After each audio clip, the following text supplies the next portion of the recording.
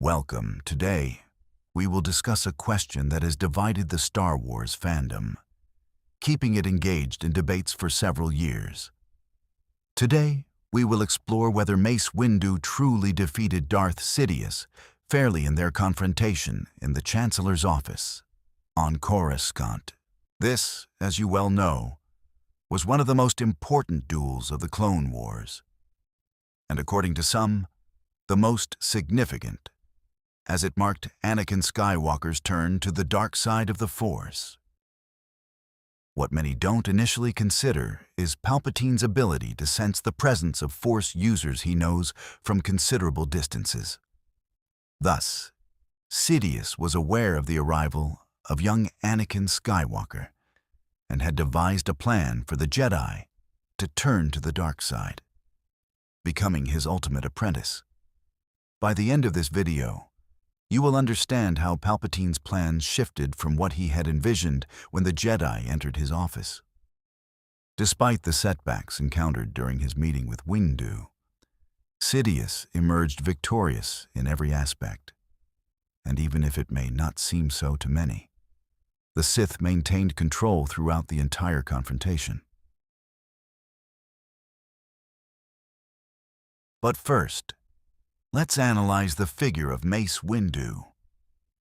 Windu is probably the second most skilled and powerful Jedi of the Republic era.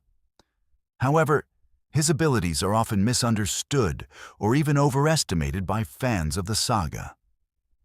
As you well know, these include Vapad and Shatterpoint. Vyapad is a variant of Form 7, Juyo, that consists of opening one's soul to inner darkness and channeling the opponent's bloodlust, creating a superconducting loop that reflects the fury of the dark side back against the enemy. Shatterpoint, a rare Force ability that allows a user to perceive the invisible fault lines, both physical and temporal, that connect the universe. By sensing these crucial pressure points, a practitioner can shatter structurally indestructible materials with a single touch, or pinpoint the exact moment where an individual's choice will alter the destiny of the entire galaxy. So, Windu had a fighting style capable of using the energy of his opponent's dark side against him, as well as an ability that allowed him to draw on the very fabric of the universe to break through his opponent's defenses like a mirror. It seems reasonable to argue that he truly defeated Sidious, but things are much more intricate. Windu's abilities were actually much more limited than fans think. Vapad was incredibly unstable and dangerous to use, to the point that it could destroy the body and mind of the user. Meanwhile, Shatterpoint required impeccable concentration and sensitivity to the Force. In fact, in his battles in the Clone Wars series and in the canonical comic Son of Dathomir, we can truly see the real limitations of his abilities and reassess the image we have of this great Jedi Master. The confrontations I'm referring to involve Windu and two figures closely linked to each other and to the history of Dathomir: Mother Talzin and Darth Maul. In the first confrontation, the Witch of Dathomir faces the Jedi Master, her green lightning and her enchanted blade. Windu finds himself in difficulty right from the start, while Talzin initially laughs maliciously as she charges at Mace. The battle lasts only a short time before it is interrupted, and we can see Windu and Talzin seemingly evenly matched towards the end.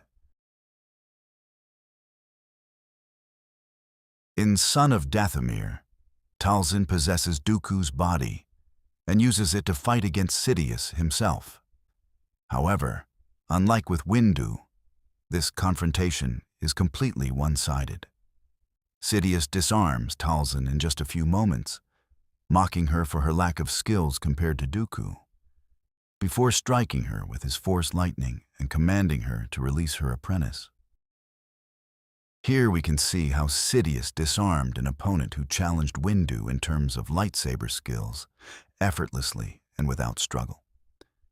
This alone puts a severe strain on the argument that Mace could surpass Darth Sidious in a duel with a single-bladed lightsaber. And this is just the beginning. Before of this, Windu enters the scene to defeat Dooku and Maul, who had temporarily joined forces to fight the Jedi. Windu and Aayla Secura face Maul. Windu must block a single-handed strike from Maul with the darksaber using both hands, while Secura is knocked away with a kick. The battle is interrupted by a missile from Death Watch, knocking out the two Jedi. Here, we can observe how Windu is not at all capable of swiftly overpowering powerful opponents on the dark side. So we can conclude that Vapad in the canon doesn't act immediately and instantaneously. Rather, it behaves like a progressive wear-down action. And as time goes on, the more the opponent uses the dark side, the more aggressive energy is returned to them, and gradually they become overwhelmed. So Windu is not exceptional in short-term combat. But against Sidious, since the confrontation lasted so long, did he win legitimately? Well, not exactly. But before delving into the details of the confrontation, let's analyze Sidious's level and capabilities at the end of the Clone Wars and before Order 66. At this point, Sidious was the second most powerful mortal being of the Republic era. Yoda was only slightly superior to him, and this is likely when Palpatine reached his peak in lightsaber skills. Although he hated using it, he had mastered all 7 forms, favored Juyo, and was a master of Jar Kai. Many wonder why. Since Palpatine was a master in dual-blade combat, so much so that it was his most efficient style, rivaling even Yoda's skills, he never uses it in Revenge of the Sith, to the point that the average viewer barely notices the presence of 2 lightsabers. This would imply that his simple single-blade Juyo was better than the dual-blade style. But that's not the case. In the duel against Yoda, it's clear that he doesn't use it because he can't. In fact, one of his weapons was lost during the fight with Windu. Meanwhile, in the duel in the Clone Wars, the confrontation occurs in a vision created by Sidious to break Yoda, and strategically, showing the dual blades would have revealed his ace in the hole in the duels. As for the arrival of the Jedi, why didn't he use the 2 blades? The answer was given at the beginning of the video. Palpatine had sensed Anakin's arrival. His goal was to paint before him the corruption and evil of the Jedi, while still appearing powerful in front of them, but not entirely triumphant. The image he wanted to convey was that of a powerful master who was doing nothing but defending himself from a deadly attack. So, after saying all this, what really happened in that duel? Well, sensing Anakin's arrival, Sidious devised a plan to eliminate almost all the Jedi, except for Windu, to present himself as powerful and as an innocent defender of his own safety. Instead of opting for Jar Kai, which would have allowed him to win too quickly, he uses Force Scream to get rid of all the remaining Jedi.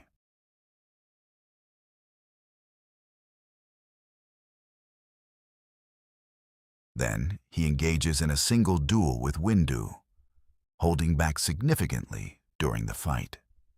Meanwhile, Windu's Vapad, against such a powerful opponent in the dark side, increasingly amplifies the backlash against Mace, putting more and more pressure on Palpatine.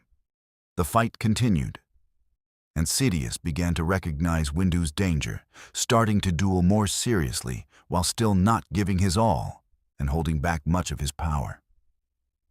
But as the Sith's anger grew, Windu's Vapad sharpened further until the shatter point created a crack in Sidious's defenses. That kick truly caught Palpatine by surprise, leaving him disarmed and on the ground. However, everything that happens after this moment is nothing but an act. After the act in front of Anakin, Sidious unleashes his lightning at Windu, which is reflected back onto Palpatine. And they do have some effect. Although his Sith appearance was partially disfigured in Son of Dathomir, it didn't come close to the deformities caused by the lightning. However, as soon as Anakin gives in, Sidious displays an alarming vigor compared to his earlier apparent helplessness, to the point that Windu is completely obliterated by the Force lightning. Now we will list further evidence supporting this description of the duel. Windu reflects Palpatine's lightning, while Yoda is easily disarmed by it. This can be attributed to Windu's Vapad and Sidious's superiority in the Force Post Order 66.